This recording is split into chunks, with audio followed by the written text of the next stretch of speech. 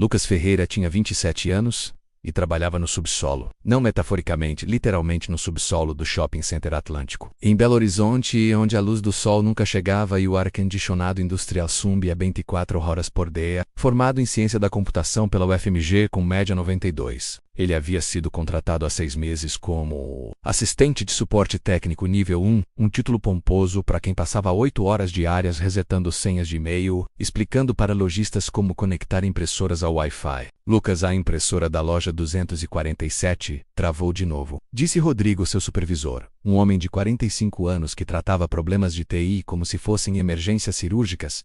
Pode resolver? Lucas olhou para a tela do computador onde, em outra aba escondida, estava um código que vinha desenvolvendo nas horas vagas. Um sistema de otimização de inventário que poderia revolucionar a gestão de estoque do shopping inteiro. Mas aquilo teria que esperar. Sempre esperava. Vou lá agora, respondeu, fechando a aba rapidamente. Enquanto caminhava pelos corredores técnicos do subsolo, menos aqueles que os clientes nunca viam, cheios de canos expostos e caixas de papelão. Lucas pensava nos 423 currículos que havia enviado nos últimos 2 anos. Bancos, startups, consultorias, multinacionais. As respostas variavam entre não temos vagas no momento e o silêncio absoluto. O problema era sempre o mesmo. Experiência relevante e insuficiente. Como se resetar senhas por 6 meses não contasse como experiência em TI? A loja 247 vendia artigos esportivos. O gerente, um homem jovem com camisa polo e sorriso de vendedor, o recebeu com a paciência esgotada de quem já havia ligado 3 vezes para o suporte. Rapaz, essa impressora é um inferno. Trava todo santo dia. Lucas se agachou ao lado do equipamento. 5 segundos depois, identificou o problema. O driver estava em conflito com o sistema de gestão da loja. Não era impressora. Nunca era impressora. Senhor, o problema não é o hardware. É uma incompatibilidade de software com o sistema da rede do shopping. E você pode consertar? Lucas hesitou. Tecnicamente, ele não tinha autorização para mexer no sistema da rede. Sua função era resolver problemas simples de primeiro nível. Mas ele sabia exatamente como corrigir aquilo. Posso, mas precisaria de acesso administrativo. Então faz o que você sempre faz. Reseta a porcaria da impressora e ela volta a funcionar por algumas horas. O gerente interrompeu, já pegando o telefone para atender um cliente. Lucas resetou a impressora. Funcionou por algumas horas. De volta ao subsolo, Lucas reabriu seu código. Era elegante, enxuto, funcional. Ele havia estudado os padrões de consumo das 340 lojas do shopping durante meses, identificando ineficiências que custavam milhões em produtos parados ou em falta. Ainda nesse projetinho seu? Rodrigo apareceu atrás dele. Lucas fechou a aba instintivamente, sentindo-se como adolescente vendo algo proibido. Só uma coisa pessoal. Lucas, olha, você é um bom funcionário, pontual, resolve os problemas. Rodrigo se sentou na beirada da mesa. Mas preciso que você entenda uma coisa. Aqui você foi contratado para suporte básico, não para desenvolver sistemas. Eu sei, mas sem mas. Se quer desenvolver, procure emprego de desenvolvedor. Aqui você reseta senhas. Simples assim. Após Rodrigo sair, Lucas ficou olhando para a tela em branco. 6 anos de faculdade, incluindo iniciação científica em inteligência artificial, 3 artigos publicados em congressos acadêmicos, e seu trabalho consistia em apertar o botão de reset em impressoras. Às 8h, quando seu turno terminava, Lucas não foi embora imediatamente. Ficava mais 2 ou 3 horas trabalhando no sistema de otimização, usando os computadores e a internet da empresa para desenvolver algo que ninguém havia pedido, ninguém pagava e provavelmente ninguém nunca usaria. Mas era a única coisa que o fazia sentir que ainda era um cientista da computação. Na manhã de quinta-feira, Lucas chegou ao trabalho e encontrou o subsolo em causa em comum. Rodrigo estava ao telefone gesticulando nervosamente. Outros técnicos corriam entre as estações de trabalho. O sistema central do shopping, que gerenciava tudo, desde pagamentos até controle de acesso, estava apresentando falhas intermitentes. Rodrigo gritou, cobrindo o telefone. Preciso que você vá em todas as lojas do 2º piso e verifique se as conexões estão estáveis. Agora, enquanto Lucas percorria as lojas com seu tablet, checando conexões, ele começou a notar um padrão. As falhas não eram aleatórias. Elas aconteciam em intervalos específicos, sempre nas mesmas lojas, e sempre seguindo uma sequência previsível. Ele anotou os timestamps mentalmente. Loja 147, falhas 9h23, loja 152, falhas 9h27, loja 158, falhas las 9h31, 4 minutos de intervalo. Progressão sequencial. Não era falha de hardware ou de rede. Era comportamento sistemático. De volta ao subsolo, Lucas encontrou um grupo de técnicos seniores reunidos ao redor da estação principal, onde Daniel Carvalho, o gerente de TI do shopping, estava ao telefone com alguém da empresa de software que desenvolveu o sistema central. Sim, entendo que vocês estão investigando, mas precisamos de uma solução agora, Daniel dizia, a voz tensa. Temos lojas perdendo vendas, clientes reclamando de cartões não processados. Lucas hesitou na entrada da sala. Não era seu lugar. Ele era suporte nível, mas a curiosidade científica que o levara à carreira de computação não o deixava ignorar aquele padrão. Com licença, ele disse baixo, mas ninguém ouviu. Com licença, repetiu mais alto. Daniel se virou irritado com a interrupção. Lucas, agora não é hora, senhor. Eu notei um padrão nas falhas. O silêncio que se seguiu foi pesado de incredulidade. 5 técnicos seniores e um gerente olhavam para o assistente de suporte nível 1, que ousava interromper uma crise. Que padrão? Daniel perguntou. Mais por educação que por interesse genuíno. Lucas se aproximou do computador principal e abriu uma planilha em branco. Começou a digitar os dados que havia coletado mentalmente. As falhas acontecem em intervalos de 4 minutos, sempre em lojas sequenciais. Começou no 2º piso, setor oeste, e está progredindo linearmente. Não é falha de infraestrutura. Um dos técnicos seniores, Rafael, de aproximadamente 35 anos, riu com desdém. Lucas, com todo respeito, você trabalha aqui há 6 meses resetando senhas. Nós temos engenheiros com 10 anos de experiência analisando isso. Eu sei, mas nada. É questão de tempo até a empresa de software identificar o bug, Rafael continuou. Daniel olhou para a planilha de Lucas, então para o mapa de falhas na tela principal. Havia algo nos olhos dele. Uma centelha de reconhecimento. Continue, Lucas. Daniel disse, ignorando o olhar de desaprovação de Rafael. Se as falhas estão progredindo linearmente e em intervalos previsíveis, não estamos lidando com bug aleatório ou falha de hardware. Estamos lidando com um processo iterativo que está varrendo o sistema sequencialmente. Processo iterativo. Daniel franziu a testa. Como um loop. Algo está consumindo recursos do sistema em sequência, provavelmente uma query mal otimizada, que está bloqueando transações. Quando termina em uma loja, passa para a próxima. Rafael cruzou os braços. Isso é especulação sem base técnica, então como você explica a progressão linear e os intervalos idênticos? Lucas perguntou, surpreendendo a si mesmo com a própria assertividade. Rafael não respondeu. Daniel pegou o telefone. Me passa para o supervisor técnico da Softmal. Sim, eu espero. Ele cobriu o telefone e olhou para Lucas. Se você estiver certo, pode nos economizar horas de investigação. Se estiver errado, acabou de perder credibilidade. Lucas sentiu o suor frio na nuca, mas 2 horas depois, a situação havia piorado. Agora não era apenas o 2º piso. O 3º também começava a apresentar falhas. O padrão que Lucas havia identificado continuava linear, previsível e implacável. Daniel estava em uma videoconferência com 3 engenheiros da Softmal, a empresa responsável pelo sistema central. Na tela, homens de camisas sociais apontavam para gráficos e códigos, propondo soluções que envolviam reinicialização completa do sistema ou migração emergencial para servidores redundantes. Lucas estava na sala menos Daniel. Havia insistido que ele ficasse menos, mas sentado no canto, invisível para as câmeras. Senhores, Daniel dizia, já se passaram 2h30. Vocês conseguem estimar quanto tempo até a solução? Senhor Carvalho, um dos engenheiros respondeu.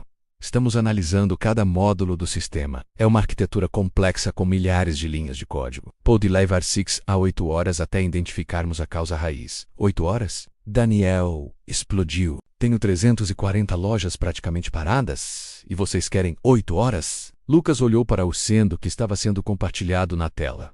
Era complexo, sim, mas não incompreensível. E havia algo ali, uma função específica de sincronização de inventário que parecia executar em todas as lojas sequencialmente. Sem pensar, Lucas se levantou e se aproximou da câmera. Com licença, ele disse. Os engenheiros pararam de falar. Daniel o olhou com uma mistura de curiosidade e apreensão. Esse módulo de sincronização de inventário, Lucas apontou para a tela. Ele executa em sequência ou em paralelo. Um dos engenheiros, claramente irritado com a interrupção de alguém que nem conhecia, respondeu com um tom condescendente.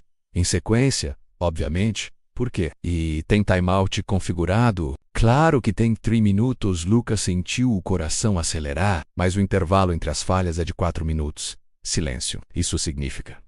Lucas continuou, que a query não está dando timeout. Está completando, mas levando mais tempo que deveria, o que sugere que há um deadlock sendo resolvido apenas por tempo de espera máximo do banco de dados, não pelo timeout da aplicação. O engenheiro o olhou com expressão diferente agora, não mais condescendência, mas interesse genuíno. Quem é você? Lucas Ferreira. Eu trabalho no suporte técnico aqui do shopping. Suporte técnico, o engenheiro repetiu, e Lucas não soube interpretar o tom. E da onde você tirou essa teoria sobre deadlock? É o único cenário que explica o comportamento. Uma query está bloqueando a próxima na fila, sendo forçada a terminar pelo timeout do banco, não da aplicação. Por isso, o padrão é tão regular. Outro engenheiro na tela começou a digitar furiosamente. Peraí, ele pode ter razão. Se tem deadlock no nível de banco de dados. Daniel se inclinou para a frente. Vocês podem verificar isso? Já estou verificando os logs do banco. Putman, todos olharam para a tela. Ele está certo. Temos um deadlock cascade no sistema de inventário. Uma query de atualização está bloqueando todas as outras em sequência. A sala ficou em silêncio. Daniel olhou para Lucas com uma expressão que misturava choque e admiração. E como corrigimos isso? Daniel perguntou, ainda olhando para Lucas. Lucas hesitou. Isolamento de transação. Mudar de head committed para head uncommitted temporariamente, até corrigirem a query problemática. O engenheiro na tela assentiu. Isso funcionaria como paliativo. Vou implementar agora. 15 minutos depois, o sistema estava estável. As falhas pararam. As lojas voltaram a operar normalmente. Daniel desligou a videoconferência e ficou em silêncio por um momento. Olhando para Lucas. Você acabou de resolver em 15 minutos um problema que teríamos levado horas para identificar. Ele disse, finalmente. Eu apenas notei o padrão. Lucas. Não seja modesto. Você diagnosticou um problema de arquitetura de banco de dados complexo enquanto engenheiros seniores estavam procurando bugs no código da aplicação. Rafael, que havia permanecido em silêncio desde que Lucas interviera, finalmente falou. Daniel, sem querer diminuir o que o Lucas fez, mas foi sorte. Um palpite que deu certo. Daniel o olhou friamente. Rafael, você tem 10 anos de experiência. Quantos palpites deu hoje? Rafael não respondeu. Daniel se virou para Lucas. Onde você aprendeu isso? Faculdade. Tive uma professora especializada em otimização de banco de dados. Ela sempre dizia que padrões temporais regulares indicam problemas de concorrência, não de lógica. E o que um cara com esse conhecimento está fazendo resetando senhas no subsolo? A pergunta ficou suspensa no ar. Pesada. Na manhã seguinte, Lucas chegou ao trabalho esperando voltar à rotina de sempre. Mas quando passou o crachá na catraca do subsolo, Rodrigo o interceptou. Daniel quer falar com você? Agora o escritório do gerente de TI ficava no térreo, um espaço com janelas que davam para o estacionamento, luxo incomparável para alguém que passava os dias no subsolo. Daniel estava ao telefone quando Lucas entrou, mas fez sinal para que se sentasse. Sim, entendo perfeitamente. Mas preciso tomar essa decisão. Obrigado. Conversamos depois. Daniel desligou e se virou para Lucas. Café? Não, obrigado, senhor. Senhor me faz sentir velho. Me chama de Daniel. Ele se sentou atrás da mesa. Lucas, passei a noite pesquisando seu currículo. UFMG, média 92, 3 artigos publicados, iniciação científica em Machine Learning. Por que está trabalhando como suporte nível 1? A pergunta que Lucas ouvira 1000 vezes, mas que nunca ficava mais fácil de responder. Mercato difícil. Experiência insuficiente. Experiência, Daniel repetiu, como se a palavra tivesse sabor amargo. Ontem você demonstrou mais competência prática que técnicos com anos de experiência. Isso não conta? Aparentemente não conta em processos seletivos automatizados. Daniel assentiu lentamente. Lucas, você direto. Temos um problema maior que aquele deadlock de ontem. Ele girou o monitor para Lucas. Na tela, planilhas mostravam números em vermelho. Custos operacionais 34% acima do orçamento. Produtos parados em estoque.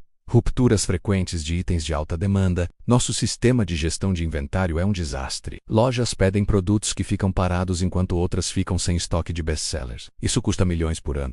Já tentaram otimizar o sistema existente? Tente. Contratamos consultoria ou pagamos $200.000. Eles entregaram um relatório de 80 páginas que ninguém leu porque era incompreensível. Lucas olhou os dados na tela. Reconhecia que aqueles padrões eram exatamente os que havia estudado durante meses no seu projetinho pessoal. E a Softmal não pode fazer alterações? Podem, mas cobram por cada customização. Já gastamos $500 mil esse ano em ajustes que não resolveram nada. Daniel se levantou e foi até a janela. Lucas, ontem você mencionou que estava desenvolvendo algo nas horas vagas. Um sistema de otimização. É sobre isso? Lucas sentiu o rosto esquentar. Rodrigo havia contado. Era só um exercício teórico, posso ver? Não está finalizado. Lucas, Posso ver? Com mãos tremendo ligeiramente, Lucas abriu seu laptop e mostrou o código. Daniel passou 20 minutos em silêncio, navegando pelas telas, testando as funcionalidades, analisando os algoritmos. Isso usa machine learning para prever demanda com base em histórico de vendas e sazonalidade. Daniel disse, mais como constatação que pergunta. Sim, e considera fatores externos como clima, eventos locais, até tendências em redes sociais. Lucas, isso é mais sofisticado que qualquer coisa que a Softmal nos ofereceu. Foi desenvolvido especificamente para este shopping. Conheço as particularidades. Quanto tempo você levou para desenvolver isso? Uns 4 meses. Nas horas vagas. Daniel se sentou novamente estudando Lucas com intensidade. Vou fazer uma proposta e preciso que você pense bem antes de responder. Lucas assentiu, o coração acelerado. Quero que você termine esse sistema. Não nas horas vagas, não escondido. Oficialmente, como desenvolvedor contratado para um projeto específico de 90 dias, salário de desenvolvedor pleno, R$ 8.000. Se funcionar, você é efetivado como desenvolvedor sênior. Lucas ficou sem palavras. Mas tem um porém grande, Daniel continuou. Se não funcionar, se depois de 90 dias... você não entregar um sistema operacional que resolva nossos problemas de inventário, volta para o suporte técnico. E eu vou ter que explicar para a diretoria por que apostei tanto em alguém sem experiência comprovada. Por que está fazendo isso? Lucas perguntou. Porque sistemas não mentem. Aquele deadlock ontem poderia ter custado centenas de milhares de reais. Você identificou em minutos algo que levaria horas. Competência real não precisa de anos de experiência. Menos precisa de capacidade de pensar. Daniel estendeu a mão. Então, aceita o desafio ou prefere ficar seguro resetando senhas? Lucas olhou para a mão estendida.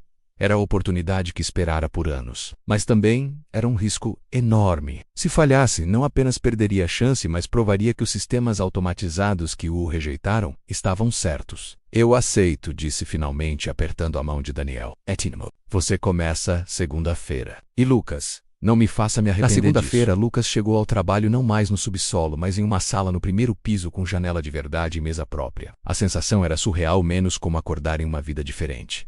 Mas a recepção não foi calorosa. Rafael apareceu na porta, braços cruzados. Então é verdade. O menino das senhas virou desenvolvedor. Bom dia, Rafael. Sabe o que o pessoal tá falando? Que você só conseguiu isso porque puxou o saco do Daniel, que teve sorte com aquele problema de deadlock. Lucas respirou fundo. Rafael, entendo que... Não, você não entende. Você tem 6 meses de empresa, eu tenho 10 anos. Mandei 3 projetos de melhoria que foram ignorados. Mas você, com seu diplominha e seu código de faculdade, ganha uma sala e projeto prioritário. Não foi. Deixa eu te dar um conselho, garoto. Experiência importa. Você pode ter decorado uns algoritmos bonitos na universidade, mas mundo real é diferente. E quando você falhar, quando não ser jipe, voltar aqui para pegar os cacos. Rafael saiu, deixando Lucas sozinho na sala vazia. Nos dias seguintes, a hostilidade só cresceu. Na cantina, conversas paravam quando ele chegava. Em reuniões técnicas, suas sugestões eram recebidas com ceticismo óbvio. Rodrigo, seu antigo supervisor, mal o cumprimentava. Mas o pior veio na reunião com a equipe de gestão de lojas. Então vocês querem que mudemos todo o nosso processo de pedido por causa de um sisteminha que um estagiário desenvolveu? Carla, gerente de operações de 50 anos com 20 do Impressa, perguntou com desdém mal disfarçado. Não sou estagiário. Lucas começou. Desculpa, assistente de suporte que virou desenvolvedor da noite pro dia. Carla corrigiu, sarcástica. Daniel interveio. Carla, podemos focar nos méritos técnicos do projeto. Os méritos? Daniel, com todo respeito, esse sistema usa inteligência artificial. Você sabe o que significa entregar nossas decisões de negócio para uma caixa preta que ninguém entende como funciona? Não é caixa preta.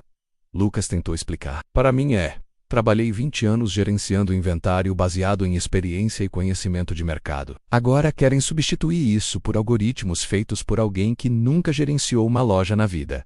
A sala ficou em silêncio. Lucas sentia todos os olhos sobre ele, esperando que justificasse sua existência. Senhora Carla, ele disse calmamente. Com todo respeito, os números mostram que o sistema atual gera 34% de custos excedentes. O que proponho não substitui experiência humana, menos amplifica. O sistema fornece predições, mas a decisão final sempre será de vocês. Predições baseadas em quê? Em dados históricos que podem não se repetir, em tendências de redes sociais. Carla riu. Metade das minhas gerentes de loja mal sabe usar Excel, e você quer que confiem em machine learning? Por isso a interface foi desenhada para ser intuitiva. Intuitiva para quem? Para você. que passou 4 anos estudando isso? Ou para uma gerente de 45 anos que gerencia a loja há 15 e aprendeu na prática? Lucas não tinha resposta para isso. Daniel encerrou a reunião prometendo refinar a proposta. Mas quando ficaram sozinhos, ele foi direto. Lucas, você precisa entender uma coisa. Não basta ter a solução técnica certa. Você precisa vender ela para pessoas que se sentem ameaçadas. Eu não estou tentando ameaçar ninguém. Mas você tem 27 anos, chegou a 6 meses e está propondo mudar processos que pessoas passaram décadas aperfeiçoando. Como você acha que elas se sentem? Lucas sentou. O peso da situação finalmente o atingindo. Não bastava construir um sistema bom. Precisava convencer pessoas que o viam como ameaça que ele estava tentando ajudar, não substituir. O que eu faço? Prova, não com apresentações ou argumentos, com resultados. Daniel propôs um piloto 5 lojas 30 Days, usando o sistema de Lucas em paralelo com o processo tradicional. Se funcionasse, expansão gradual. Se falhasse, projeto cancelado. Lucas trabalhou 14 horas por dia durante 2 semanas finalizando o sistema. Não era apenas código, era interface, treinamento, documentação. Precisava ser bom o suficiente para que gerentes que o odiavam não tivessem desculpas técnicas para rejeitar. As 5 lojas escolhidas eram propositalmente diversas. Uma de eletrônicos, uma de roupas femininas, uma de artigos esportivos, uma de cosméticos e uma de livraria. Cada uma com desafios específicos de inventário. Na manhã do primeiro dia do piloto, Lucas estava na loja de eletrônicos, justamente a 247, onde meses atrás havia resetado uma impressora menos treinando a gerente Amanda, de 38 anos, claramente cética. Então esse sistema vai me dizer o que pedir? Ela perguntou. Braços cruzados. Vai sugerir, baseado em análise de tendências e histórico, mas a decisão é sempre sua. E se eu discordar da sugestão? Você pode sobrescrever. O sistema aprende com suas decisões também. Amanda olhou a interface no tablet. Tá dizendo aqui que eu deveria aumentar estoque de fone sem fio em 40%, por causa do Dia dos Namorados em 3 semanas. O padrão histórico mostra pico nessa categoria. Dia dos Namorados é em junho, não em maio.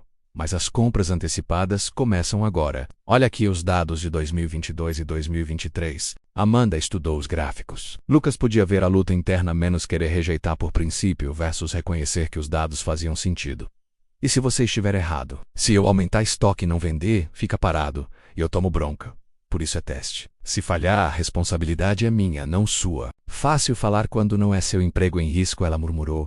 Mas fez o pedido conforme o sistema sugeriu. Os primeiros 15 dias foram torturantes. Lucas monitorava cada métrica, cada decisão, cada resultado. Algumas lojas seguiam as sugestões fielmente. Outras as ignoravam sistematicamente. Então, na 3ª semana, algo mudou. Amanda, a gerente cética de eletrônicos, ligou para Lucas aquela previsão de fone sem fio. Vendemos tudo em 4 dias. Tive que fazer pedido emergencial. Enquanto isso, as outras lojas do shopping ficaram sem estoque. Lucas sentiu uma onda de alívio. Ótimo, isso significa que seu sisteminha acertou dessa vez. Mas uma andorinha não faz verão. Mas outras andorinhas vieram. A loja de cosméticos reduziu produtos parados em 28%. A de roupas femininas identificou tendência de moda 3 semanas antes da concorrência. A livraria antecipou demanda por livros de um autor que explodiu em popularidade após viralizar no TikTok. Na reunião de avaliação dos 30 dias, até Carla, a gerente de operações que havia sido mais hostil, admitiu. Os números não mentem. As lojas do piloto tiveram 23% mais eficiência em inventário que a média do shopping. Então podemos expandir? Daniel perguntou. Podemos. Mas com supervisão constante. E com a condição de que Lucas treine pessoalmente cada gerente. Lucas olhou para Carla, buscando sarcasmo ou hostilidade, mas viu apenas pragmatismo profissional. Ela ainda não gostava da situação, mas respeitava resultados. Aceito as condições, Lucas disse. Nas semanas seguintes, o sistema foi expandido para 30 lojas, depois 60, depois 100. Cada implementação trazia desafios novos, resistências, bugs, ajustes necessários. Lucas trabalhava finalmente fazendo o que estudara na faculdade, mas descobrindo que o mundo real era infinitamente mais complexo que exercícios acadêmicos. E então, no 87º dia do projeto de 90, Daniel o chamou novamente no escritório. Lucas, preciso te contar algo, Daniel disse. E havia peso na voz que Lucas não conseguia interpretar. A diretoria adorou o sistema, quer implementar nacionalmente em todos os shoppings da rede. Lucas sentiu euforia. Isso é incrível. E querem que você lidere a implementação nacionalmente? A frase ficou suspensa no ar. Nacionalmente, Lucas repetiu. Como viajar pelo Brasil inteiro? 12 shoppings em 8 estados, 3 meses em cada. Salário de desenvolvedor sênior, R$ 14.000, mais ajuda de custo. É a oportunidade da sua vida profissionalmente. Mas, Daniel sorriu tristemente. Como você sabe que tem mais? Pelo seu tom de voz, você me conhece bem. Daniel se sentou. Lucas, você é excepcional no que faz. Mas tem centenas de profissionais competentes como você presos em empregos que não aproveitam seu potencial. O que aconteceu com você não é replicável. Você teve sorte de estar no lugar certo quando um problema crítico aconteceu. Onde você quer chegar? Estou criando um programa interno, talentos internos, identificar funcionários subaproveitados em toda a rede e dar oportunidades baseadas em competência, não em experiência formal. Quero que você coordene. Lucas ficou em silêncio. São 2 ofertas na mesa, Daniel continuou. Primeira, lidera a implementação nacional, vira referência técnica, constrói carreira sólida como desenvolvedor sênior. Segunda, coordena programa de ARHAC inovador, impacta centenas de carreiras, mas sai da área técnica. Por que não posso fazer as duas? Porque ambas exigem dedicação total. E porque, francamente, você precisa escolher. Quer ser o melhor na sua área ou quer criar oportunidades para outros serem os melhores? Quer ser o melhor na sua área ou quer criar oportunidades para outros serem os melhores nas deles? Lucas olhou pela janela. Lá embaixo, no subsolo que não era visível dali, estava alguém como ele havia sido menos competente, qualificado, invisível. Posso pensar alguns dias? Lucas perguntou. Claro, mas preciso de resposta até sexta. Naquela noite, Lucas ligou para sua antiga professora da UFMG, Dra. Helena Martins, que havia orientado sua iniciação científica. Lucas, que surpresa, como está? Eu contar tudo, o trabalho no subsolo, o diagnóstico do deadlock, o sistema de inventário. E agora a escolha. E qual você quer escolher? Ela perguntou. Não sei. A primeira é o que sempre quis. Trabalhar como desenvolvedor, criar sistemas, resolver problemas técnicos complexos. E a segunda é impacto. Mas não é o que estudei. Não é o que me formei para fazer. Doutora Helena ficou em silêncio por um momento. Lucas, lembra quando você estava decidindo o tema da sua iniciação científica? Lembra. Queria trabalhar com automóvel, mas você me convenceu a fazer algo sobre otimização de recursos. Sabe por quê? Porque você tinha uma habilidade rara, conseguia ver padrões em sistemas complexos que outros não viam. Não apenas tecnicamente, mas sistemicamente. O problema nunca foi sua capacidade técnica, menos foi você estar no sistema errado. E qual é o sistema certo? Esse é um tipo de pergunta que só você pode responder. Mas vou te dizer uma coisa. Os melhores profissionais que conheci não são necessariamente os tecnicamente mais brilhantes. São os que encontraram o lugar onde seu talento gera mais impacto. Lucas agradeceu e desligou. Mas a conversa apenas intensificou a confusão. Na quarta-feira, Amanda, a gerente de eletrônicos, o parou no corredor. Lucas, soube que você pode ir embora. Para comandar a implementação nacional, ainda não decidi. Olha, sei que não fui receptiva no início, mas aquele sistema mudou como minha loja funciona. Pela primeira vez em anos, não fico com produtos parados, nem fico sem estoque de itens importantes. Ela hesitou. Você vai fazer muita falta aqui. Obrigado, Amanda. Não é só bajulação. É a verdade. Você tem um dom para tornar a tecnologia complicada acessível para pessoas comuns como eu. Essa última frase ecoou na cabeça de Lucas o dia inteiro. Na quinta-feira à noite, ele estava no subsolo, voltara para visitar o antigo local de trabalho. Encontrou Joana, uma técnica de suporte nova de 23 anos, lutando com um problema de configuração de rede. Precisa de ajuda, Lucas ofereceu. Você é o Lucas, né? O cara que virou desenvolvedor. Sou. Todo mundo fala de você. Dizem que você é gênio, Lucas, e eu longe disso. Só tive sorte de estar no lugar certo. Sorte, Joana repetiu com amargura. Eu me formei há 1 ano em engenharia de software. Mandei 200 e tantos currículos. Esse foi o único lugar que me chamou. Lucas se viu em Joana menos a frustração, o talento desperdiçado, a sensação de invisibilidade. Joana, posso te dar um conselho? Continue estudando, continue desenvolvendo projetos próprios, e quando tiver oportunidade não tenha medo de mostrar o que sabe. Fácil falar quando você já conseguiu sair. É verdade, mas eu quase desisti várias vezes. O que me manteve foi acreditar que eventualmente haveria uma chance. Joana o olhou com ceticismo, mas também com esperança cautelosa. Caminhando para casa naquela noite, Lucas percebeu algo.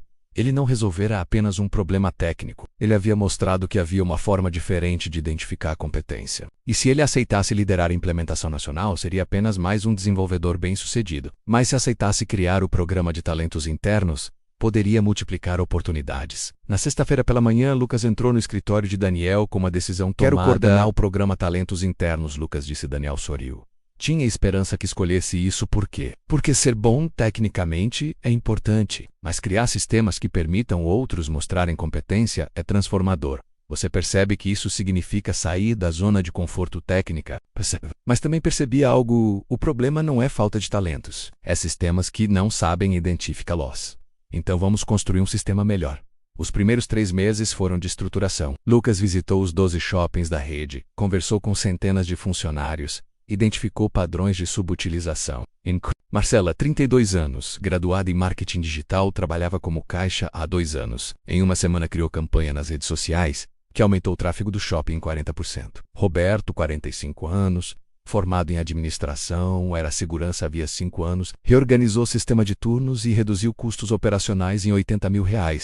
À noite, Priscila, 26 anos, engenheira civil desempregada que aceitara vaga de limpeza, identificou problemas estruturais que evitaram acidente e economizaram R$300 mil em reparos emergenciais. Cada história reforçava a tese de Lucas. O problema não era a falta de competência, era sistemas do ar, que focavam em títulos e experiência prévia ao invés de capacidade real. Mas implementar mudanças foi mais difícil que diagnosticar problemas. Lucas, você está propondo que abandonemos anos de práticas estabelecidas de aqui, disse Fernanda Costa, diretora de recursos humanos da rede, durante uma reunião tensa. Avaliação por competência é bonito no papel, mas subjetivo na prática. Por isso desenvolvi critérios objetivos. Lucas abriu uma apresentação. Testes práticos específicos para cada área, avaliações por múltiplos avaliadores, métricas de performance clara. E quem garante que não estaremos apenas trocando um viés por outro? Você está propondo promover pessoas que não têm o perfil tradicional. Como explico para um gerente por que estou colocando uma ex-faxinera como coordenadora de projetos? Mostrando resultados. Priscila economizou R$300 mil. Um caso de sucesso não é metodologia, Lucas. É anedota. A frase doeu porque tinha verdade. Lucas tinha casos inspiradores, mas precisava de sistema replicável e dados convincentes. Passou os próximos 2 meses desenvolvendo justamente isso. Metodologia robusta de avaliação, com métricas claras, processos transparentes e, mais importante, resultados documentados. O programa piloto começou com 30 funcionários em 3 shoppings. Cada um passou por avaliação de competências, testes práticos na área de interesse, entrevista comportamental, avaliar adaptabilidade e aprendizado, projeto piloto de 60 dias, oportunidade real, com mentoria, avaliação de performance, métricas objetivas de resultados dos 30, 23 foram efetivados em novas posições. Taxa de sucesso de 76%. Impressionante, Fernanda admitiu na reunião de avaliação. Mas ainda tem uma preocupação. Isso é escalável? Você está pessoalmente envolvido em cada caso. O que acontece quando for para centenas de funcionários? Lucas já havia pensado nisso. Por isso criei manual de implementação, treinamento para gestores e sistema digital de avaliação. A metodologia pode ser replicada. Pode tentar convencer o conselho executivo disso na próxima semana. A apresentação para o conselho executivo era em uma terça-feira. 148, na sede corporativa em São Paulo. Lucas viajou no dia anterior, revisou a apresentação 10 vezes, dormiu mal. A sala de reuniões tinha vista para a Avenida Paulista. 7 executivos internos caros olhavam para Lucas com mistura de curiosidade e ceticismo. Daniel estava lá, mas como observador. O protagonismo era de Lucas. Senhores e senhoras, Lucas começou: "Tô aqui para propor que repensemos fundamentalmente como identificamos talentos." Mostrou os dados, custos de rotatividade, tempo para preenchimento de vagas, performance de funcionários promovidos internamente versus contratados externamente. O problema não é falta de talentos. É que nossos sistemas ignoram 70% da competência disponível por focar em critérios superficiais.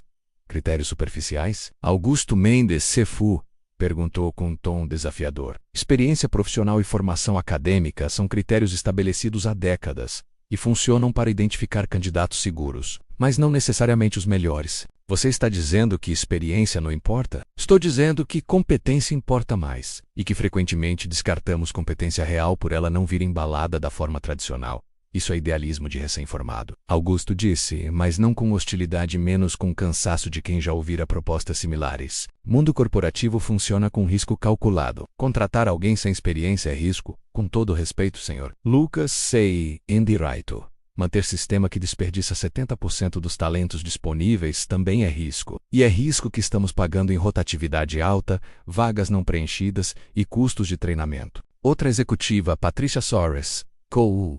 Interveio Lucas. Seu piloto teve 76% de sucesso. Impressionante. Mas eram 30 pessoas cuidadosamente selecionadas por você. Como garantir que isso funciona em escala? Por isso desenvolvi metodologia replicável. Não depende de meu julgamento pessoal, depende de testes objetivos e avaliações estruturadas. Metodologia pode ser ensinada, mas discernimento não, Patricia respondeu. E se falhar em escala? Se promovermos pessoas inadequadas para posições críticas?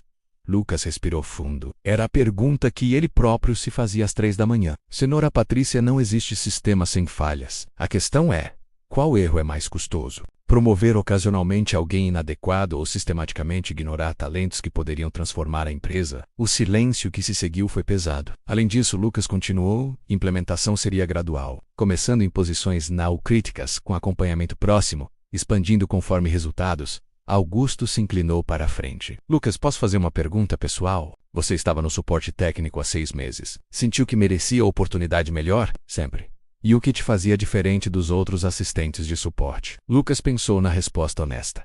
Nada, inicialmente. Mas tive sorte de estar no lugar certo quando o problema crítico aconteceu. Outros assistentes provavelmente têm competências que nunca serão descobertas, porque não terão esse momento de sorte.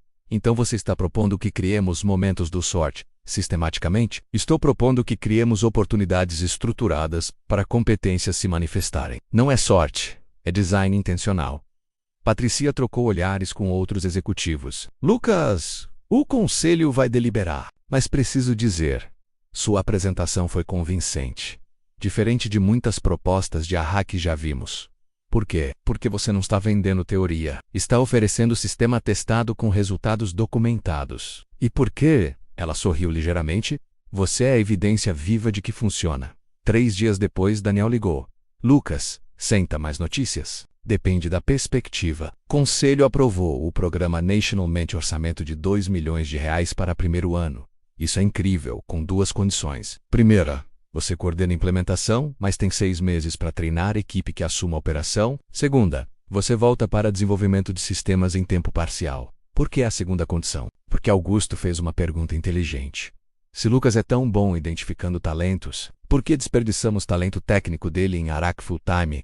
Lucas riu. Então vou fazer as 2 coisas. Vai fazer as 2 coisas. Bem-vindo ao caos da gestão. Lucas tinha 30 anos agora. O programa Talentos Internos havia identificado e promovido 312 funcionários em 4 anos. Taxa de sucesso estabilizada em 81%. Ele próprio coordenava a implementação em meio período enquanto liderava desenvolvimento de novos sistemas. O C código de otimização de inventário agora rodava em 47 shoppings, gerando R$15 milhões em economia anual. Mas o que mais o orgulhava não eram os números. Era Joana, a técnica de suporte que ele encontrara no subsolo 3 anos atrás, agora desenvolvendo sistemas ao lado dele. Era Marcela, a ex-caixa, comandando o marketing digital de toda a rede. Era Roberto, o ex-segurança, promovido a gerente de operações. Em uma tarde de quinta-feira, Lucas estava treinando nova turma de gestores sobre identificação de talentos. No final, uma gerente de 50 anos levantou a mão. Lucas, trabalhei 25 anos em área tradicional. Sempre achei que experiência era insubstituível.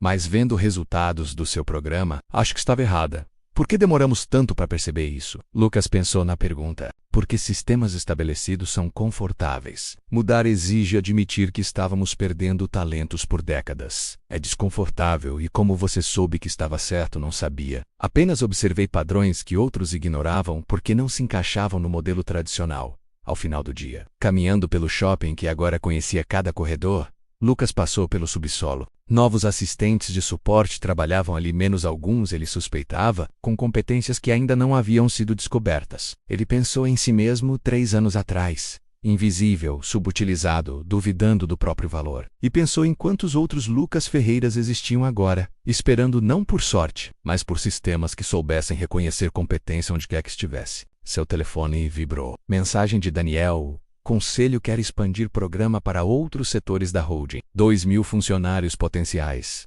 Preparado, Lucas sorriu. 3 anos atrás, estava resetando senhas no subsolo. Hoje, estava redesenhando como empresas identificam e desenvolvem talentos. Não porque era gênio ou especial, mas porque havia estado no lugar certo, com competência certa, e alguém havia dado a chance de provar valor. E agora, sistematicamente, ele criava essas chances para outros. Digitou a resposta. Preparado. Vamos escalar.